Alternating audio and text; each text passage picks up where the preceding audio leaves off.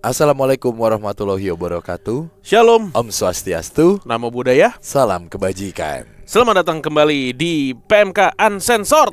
Yeay. Gila, ini Mantap. berarti PMK Uncensored edisi ketiga. Tiga. Ya. Yang Selamat, pertama kita tuh ngebahas apa ya? Bahas ini Santet kedua dunia artis. di dunia politik. Dan Ah. sekarang kita mau ngebahas tentang ilmu-ilmu yang dipakai. Pokoknya tentang kriminalitas lah gitu. Iya, tentang ilmu keling ya. Welut. Ilmu keling di iya. dunia kriminal. Betul, ilmu keling. Ilmu welut putih yang jadi paling banyak di headline ini ya. Selamat pagi, siang, sore, malam teman Kliwon. Selamat menikmati episode Uncensored selama mungkin 2 jam atau lebih, bahkan gak tahu deh jadinya berapa. Santai aja, mau sambil makan, mau sambil Sambil apapun. ditinggal ngedit tuh. Credentialnya sambil ngedit. Ditinggal ngedit sama videografer. Pokoknya Aduh. kami mulai menikmati episode Uncensored ini karena nyantai banget. Bisa jadi nanti gua ganti baju. Enggak usah. Lah kalau Nggak usah. kedinginan maksudnya pakai jaket kan Oh ganti iya, baju. benar. Bisa jadi juga kita akan mempraktekkan apa yang dilakukan sama para maling di cerita ini. Enggak, Iya kan? karena ada yang pakai BH, tapi kan kita nggak ada. Tinggal minjem Mas Kino. Masa nggak punya? Nggak punya dia sayap wayang punyanya. Iya kan, ada. Oh, pokoknya macam-macam di cerita PMK Uncensored kali ini. Ya. Kita sudah banyak menerima submission juga dari teman Kliwon tentang pengalaman-pengalaman kriminal yang dibalut sama ilmu goib. Aneh-aneh banget ya. Ada yang ajian mulut putih itu, Ya. ada yang nyirep ya, ahli nyirep sampai berak di halaman korbannya. Ya, betul. Wah, ntar kita breakdown satu-satu, kita bedah ya. Ya. Salah satu warga akhirnya ngusulin buat manggil Pak Yai, seorang tokoh agama yang sangat disegani di kampung kami. 2 orang pergi manggil, sementara kami terus jaga di sekitar kebun. Rasanya mustahil jika si maling bisa keluar dari kebun itu tanpa kami sadari. Ketika Pak Yai tiba, dengan tenang beliau meminta sebuah golok. Kami semua mengikuti gerakannya dengan penuh rasa ingin tahu, sekaligus juga harapan. Tanpa ragu, Pak Yai masuk ke kebun dan mendekati sebuah pohon pisang. Beliau berhenti di depan salah satu pohon, lalu berkata pelan namun tegas,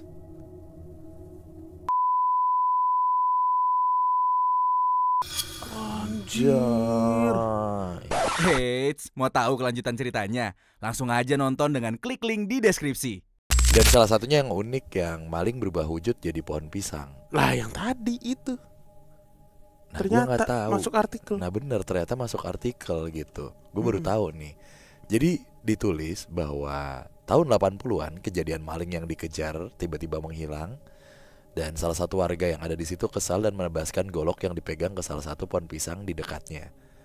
Anehnya pohon pisang itu mengeluarkan darah. Beda dong. Kalau tadi kan 2007.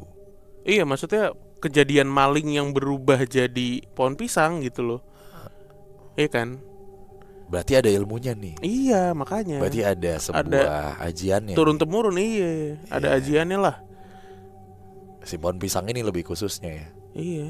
Jadi dari orang jadi pohon pisang tuh berarti dari tahun 80-an udah ada gitu. Iya kan? Sayang sekali Indonesia tuh terkenalnya pohon pisang ya. Harusnya.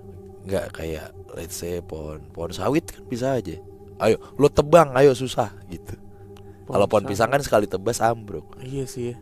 Sekali Pohon mahoni gitu. Nah berpikir yang lebih ke sana lah. Oh enggak deh. Iya. Karena kan kebun kan banyak kan pisang. Itu bener juga. Iya kan? Kalau di kebun pisang tiba-tiba ada pohon apa gaharu gitu. Ting. Nah ini malingnya. Itu Udah pura-pura lu. Yang lain pisang. Lu gaharu ngapain? Satu pohon sawit Gini. Ngapain? Udah salah kebun. Pisang. Diem gini. Ini aneh. Ini aneh. Tolol banget. Pisang. Ah, lo ngapain? Nih, aneh Ini apa ini pinus nih? Aduh. Ini Pinus Markusi ngapain nih? Ini dari detik.com bahkan nih, di tahun 2020 nih teman Kliwon. Jadi ditemukan lah, bahasanya nggak apa sih, ditemukan sosok maling yang lari ngelompat ke atas genteng lalu hilang. Nah, akhirnya diketahui belakangan bahwa maling itu menggunakan ajian welut putih yang dipercaya dapat menghilang kalau pelaku ngelepas celana dalamnya. Ini kalau berhasil menghilangkan keren. Gua mana pernah gitu. Kalau lari nih dikejar warga, wah maling, wah lari ke atas genteng, buka sana, tes hilang. Kemana? Wah keren. Keren.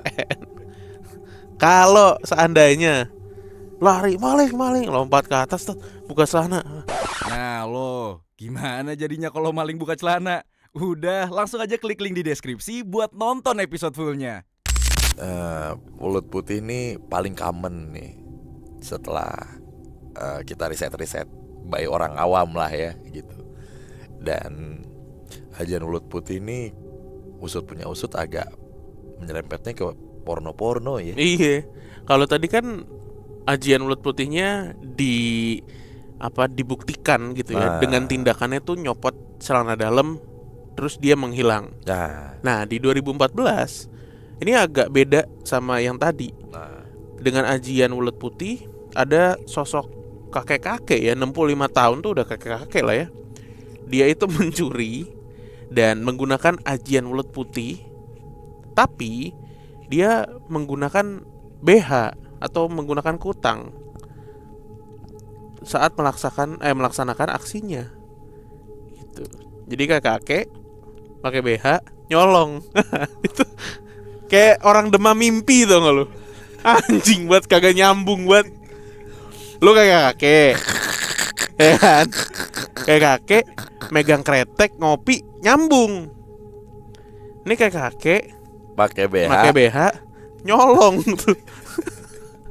3 elemen yang kagak selaras gitu. Ini gimana sih? Lu mergokin juga kayak, ya kok gini sih maling? Maling itu pakai sarung di pala kayak ninja gitu. Kalau itu keren. Zaman dulu. Zaman dulu kan begitu. Iya, bawa TV. Terus meningkat levelnya pakai stocking. Iya, era 2000-an. Hidungnya. Pakai stocking. Pakai Pakai balaklava. Udah, sekarang kok malah pakai BH. Tolol. Muka nggak apa-apa, nggak kelihatan. Yang penting dada tertutup. Kaki goblok. Oke. Tadi kita banyak cerita udah bahas dari sudut pandang para pelaku kriminalnya. Dan ternyata dari sisi penegak hukumnya juga seringkali melibatkan orang pintar dalam pemecahan kasus, dalam apalagi penyelidikan mungkin ya, gitu. Iya, ini kita nggak mau main-main untuk nyari tahu tentang ini, gitu ya, karena seperti di awal tadi mungkin teman Kliwon juga pasti tahu lah, bukan rahasia umum lagi. Tapi ternyata ada nih cerita dari teman Kliwon juga tentang bapaknya dan polisi lah yang berhubungan dengan polisi gitu ya. Plus juga ada artikel yang nambahin fakta kalau ternyata kepolisian khususnya di Indonesia tuh juga ada menggunakan jasa orang pintar gitu ya. Kisah bokap dan polisi, judulnya demikian. Wah, ini menarik nih teman Kliwon nih. Jarang-jarang kita menceritakan polisi dengan cerita yang berhubungan dengan spiritual ya. Lalu anak buah Pak Tio mulai mempersiapkan barang-barang yang menurut ayah saya cukup aneh. Kendi, lilin, menyan, dupa, dedaunan yang ia gak kenali itu apa. Serta secari kertas lah. Mereka kemudian mematikan lampu, nyalain dupa dan menyan, serta menyalakan lilin sebagai penerangan. Ruangan itu pun jadi sangat gelap dengan cahaya yang sangat minim. Setelah itu, Pak Tio memasukkan dedaunan ke dalam kendi, lalu membakarnya, sambil terus merapalkan sesuatu yang tidak jelas terdengar oleh ayah saya. Kemudian dia mengambil kertas yang sudah disiapkan dan meletakkannya di atas kendi. Secara perlahan, ayah saya menyaksikan sendiri kertas yang tadinya kosong tiba-tiba menunjukkan wajah seseorang dan juga tulisan nama suatu wilayah yang tidak jauh dari lokasi kejadian.